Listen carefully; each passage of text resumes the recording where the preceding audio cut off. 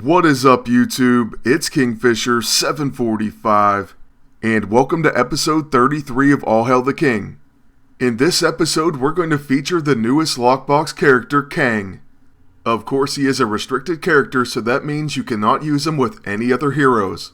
Still, I think you will find the From the Helicarrier segment very interesting, as well as the whole podcast, so make sure you check it out. As always, the corresponding link will be in the description below. Now onto the video and Kang the Conqueror and PvP action. Now in this first match, we're going to be facing a Quick Lock team, and to be honest, I love facing Quicksilver with Kang. You'll see why fairly early in this match. First, of course, Quicksilver does begin, and he starts with blinding punches. Unfortunately, the enemy Psylocke does have her E-ISO, so the agent follows up. However, on the second attack, he doesn't get so lucky. So now with our Kang up next to act, we're going to begin with the Tachyon Blast. The reason I like to start with this weapon is because it does grant him rally. For now I'm going to focus on the enemy agent, and then we actually do get a Cosmic Cardinal proc as well. Now on Kang's second action is where things get interesting. We can use Out of Time, and then this gives us his second set of abilities. With rally we can use Chrono Shield as a quick action, and then we can cast Time Stream Burst. This not only puts Exhausted and Time Stream Displacement on the opponents, it also gives Kang Ripple Effect. So it doesn't take long to see that in action. We end up hitting Quicksilver right away. Now the other great thing about this is, it causes the enemy attacks to no longer be stealthy. Just keep that in mind and we're going to see that in just a moment. First, with my agent I'm going to use the Blackest Void, and that way we'll make Psylocke use Mental Coordination on her turn. Also, disorienting the enemy is never a bad idea. Just like we thought, she's going to use Mental Coordination, and then Quicksilver is going to use Blinding Punches. However, since it's not stealthy, we do counterattack with a Baltag's Blaster. And then after a 1 mile punch, he's going to get counterattacked once again. Apparently, this attack was also going to trigger a follow-up by Psylocke, but Ripple Effect puts an end to that. Next, with Kang, we can pretty much choose which heroes we're going to finish. But since he is next to act, we're going to start with the agent. Then actually I'm thinking since Psylocke has the most health, we'll go ahead and attack her. As you can see here, the initial damage is okay, but the time stream displacement really adds up. Then of course the Cosmic Cardinal follow-up doesn't hurt either. Thanks to the Rectifier, my agent also heals every time he uses the Cosmic Cardinal. But hey, since it's a quick action, let's go ahead and use the Light Fantastic and we'll heal a little bit more. And it's here we'll see something that I was very pleased to see work. Kang will use Ripple Effect on Temporal Jump. Unfortunately we did miss, so Quicksilver carried it out.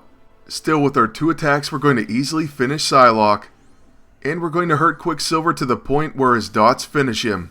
That's how this first match is going to end, and then in the next match we're going to show you one of Kang's biggest weaknesses. By the way, we're also facing Iron Fist, and we do have Cosmic Cardinal. So it's not an ideal matchup, but I think we should be fine. The enemy does start out with Mental Coordination, and also since they have the Mystic Shroud, we're definitely going to use the Blackest Void. First, of course, the Rectifier is a quick action, so we'll use that.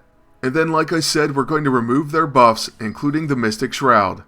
It would also be fantastic to see them attack each other, even though lately I haven't had too much luck with that. No sooner than I thought that the enemy agent hits his own Iron Fist with a Warbringer Axe. That's a pretty amazing start for our team. Then, like usual, with Kang I use a Tachyon Blast. It hits and Kang gains rally. But our agent's Cosmic Cardinal is interrupted. Admittedly, I hate Combo Breaker. Or I guess I should say I hate the enemy's Combo Breaker, but I love mine. Then after using Chrono Shield, we can use Time Stream Burst. This is one of my favorite abilities right now, and one of the main reasons why Kang is quite good in PvP. By the way, since this ability places Time Stream Displacement on all the enemies, that's what allows Baltag's Blaster to counterattack. Unfortunately, Iron Fist isn't going to let that happen. So what I'm thinking on my agent's turn is I would love to take out Iron Fist right now.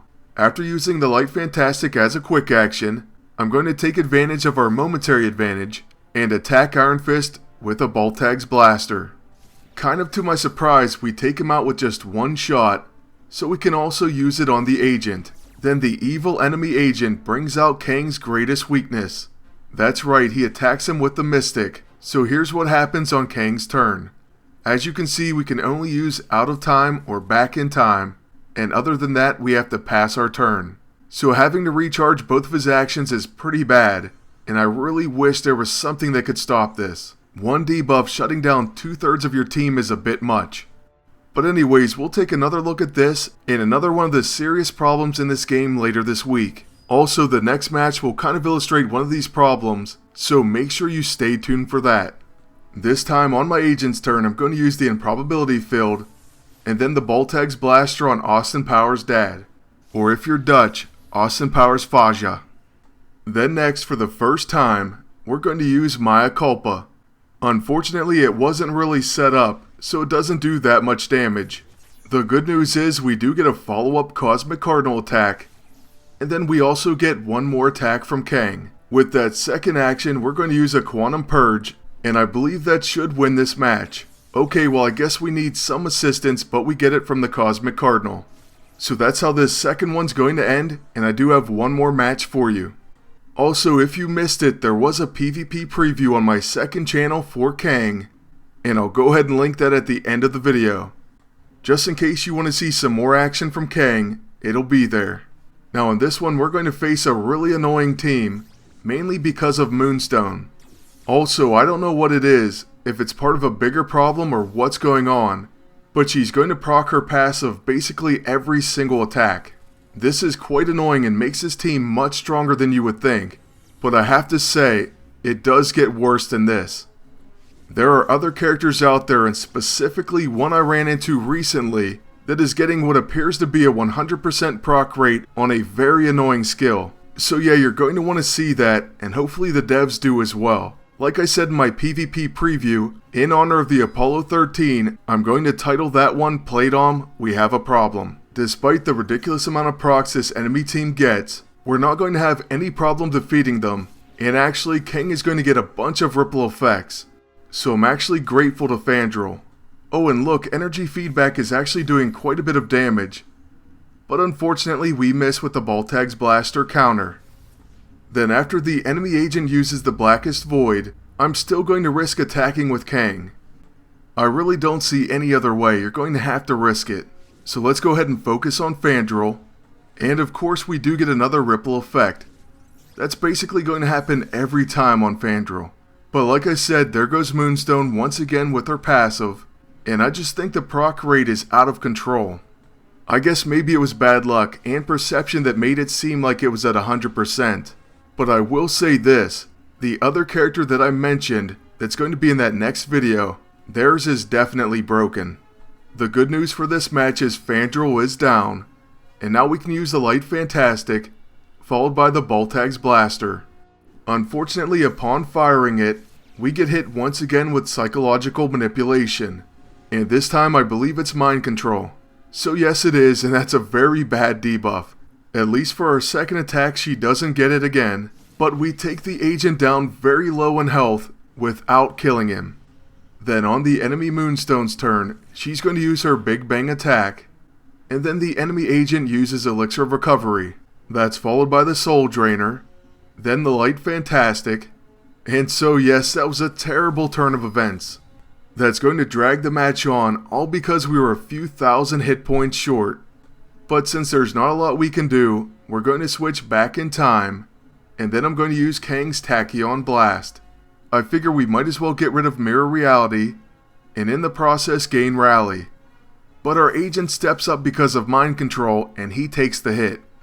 I guess we'll just have to fire it again on the enemy agent. Unfortunately, he does get a Soul Drainer counter. Then with my agent, I'm going to use the Improbability Field, followed by the Rectifier, and then the Blackest Void. We'll remove all the enemy's buffs, and then it should be a lot easier to deal with them. I would be very surprised if they make it past the next round. We do have that Big Bang attack coming at us though, so I'm wondering how much damage it's going to do. I've seen it practically take out teams before, but I don't think they're going to do that much damage. And I was right, they barely do any. In fact, she takes some energy feedback for her trouble. Then after making it through another very weak Soul Drainer attack, followed by the Cybernetic Glaive, it's going to be Kang's turn and he'll most likely finish it. At this point he has all his abilities off of cooldown, and he has his rally. So we're going to use Out of Time, followed by the Chrono Shield, then Time Stream Burst. By the way, you'll never guess, Moonstone gets another proc, but Kang shrugs it off like a boss and finishes the enemy agent. Then a Quantum Purge does plenty of damage, and that's how this one's going to end. So that's it for this episode of All Hail the King, and I really do hope you enjoyed it. Lastly, I want to thank you all for watching, and ask you to please like, comment, and subscribe. And until next time, good luck, and take care.